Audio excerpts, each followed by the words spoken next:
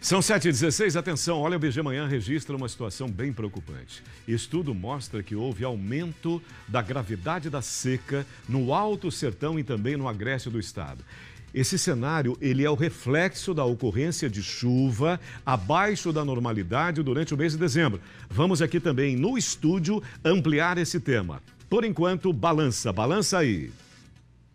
De acordo com o monitoramento de estiagem prolongada realizada pelo Centro de Meteorologia de Sergipe, 60% do território sergipano apresenta situação de grave seca. Isso significa que os municípios localizados aqui nessa região em vermelho, localizados no Alto Sertão e no agreste do estado, estão sem ocorrência de chuva. O meteorologista Overlan Amaral conta que há previsão de chuva a partir de quarta-feira.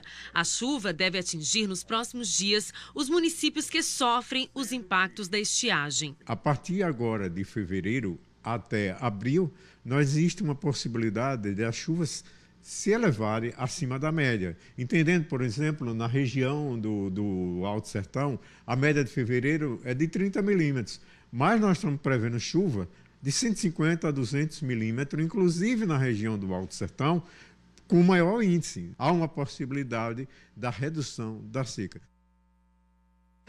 Obrigado, muito obrigado, Overlan. Realmente a coisa é muito séria. Nós vamos conversar com a professora Tatiana Máximo Almeida Albuquerque sobre essa questão, porque é o seguinte, são 7h17, 10 municípios sergipanos estão em situação de grave seca. Para falar exatamente sobre esse assunto conosco, nós recebemos nesse momento em nosso estúdio a pesquisadora, a professora Tatiana Máximo Almeida Albuquerque, e quero perguntar para ela também as razões desse cenário, né? Esse aumento na gravidade da seca e qual é a repercussão desse aumento desta gravidade de seca. Professora, muito obrigado pela presença, bom dia.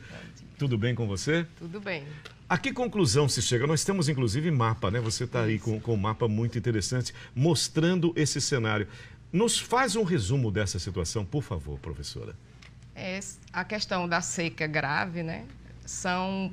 Quando a gente vem com índices de precipitação abaixo da média durante um período prolongado, isso vai se agravando com o tempo até que a gente chega numa seca grave, né? Primeiro a gente vem numa seca mais leve, depois moderada, parte do estado, né? No litoral está com seca leve, a metade, digamos, com seca moderada e a gente chega numa seca grave quando a gente não tem essa chuva que deveria ocorrer na média ou acima da média, ela não ocorre e a gente chega nesse nível. Isso é reflexo da ausência de chuvas do ano anterior, do período anterior, professora? A gente vem durante vários anos em períodos secos, né? Sim. O ano de 2009 foi um período um pouco melhor em relação ao ano de 2017, 2018.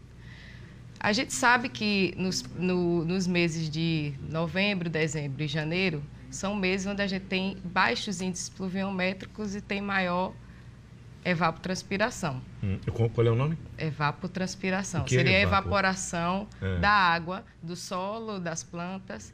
Então, principalmente dessa região, que é a região semiárida, né, no Alto Sertão, a gente a água vai evaporar muito mais do que o que vai chover. Então, se a gente vem durante vários períodos com chuvas, com ausência de chuvas, a tendência é que isso se agrave. E o que a gente chegou, na seca grave. Certo. E as outras possibilidades ali? Nós temos a seca grave, nós temos a seca moderada e a mais leve. Isso. Como está essa questão nesse cenário específico mesmo? Em Sergipe? Isso. No caso do litoral, a gente dificilmente chega numa seca grave, né? Porque é uma região úmida que tem muita chuva. E a gente está mais naquela parte do agreste, com a seca moderada, né? Que seria um déficit na umidade já do solo. Dificuldades de plantio, um pouco de dificuldade. Já a seca mais grave, a gente já vai ter uma redução de consumo de água para os animais, digamos, né? Então, a gente está nessa situação. Os impactos nesta região da seca mais grave, os impactos são muito sérios, né, São professor? maiores. são maiores. E com relação ao monitoramento, como ele é realizado? Como é feito esse trabalho, professora? Esse trabalho, ele tem como instituição central a Agência Nacional de Águas. Então, a Agência Nacional de Águas, ela pega os dados climatológicos, ela transforma em índices de seca, que são equações que quantificam a seca. Elas levam em consideração a chuva, a evaporação e as características climáticas locais. Então, eles pegam esses dados, transformam em equações que nos dão respostas, né, para essas equações. E uma instituição, a cada mês são 3 instituições, uma no Ceará, uma na Bahia e em Pernambuco. Eles traçam esse mapa. Esse mapeamento ele é nacional, né? Ele é nacional. É feito com vários estados, específicos estados. Me parece que Goiás e Rio de Janeiro devem entrar, inclusive, nesse monitoramento futuro. Agora, antes era só Nordeste, agora a gente tem Minas Gerais e Espírito Santo. E Rio de Janeiro e Goiás devem entrar também nesse estudo. Exatamente.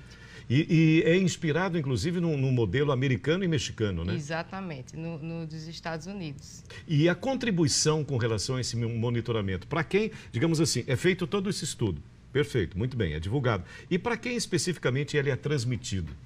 Ele é transmitido principalmente para o pessoal da área da agricultura, para a população de uma forma geral e para os pesquisadores. Porque o que a gente tinha era uma seca reativa.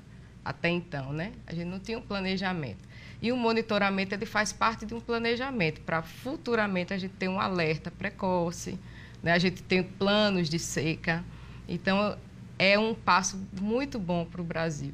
E para a gente fechar, é muito importante também para os governos, para que eles possam ter consciência de toda a situação e possam trabalhar essas políticas públicas relacionadas especificamente à seca, para que o povo não sofra, né? Especificamente aquele pessoal da região não sofra tanto e tenha um planejamento, né, professora? Exato. Nos Estados Unidos, cada estado ele tem um plano de seca. Isso. Porque a seca é algo muito característico.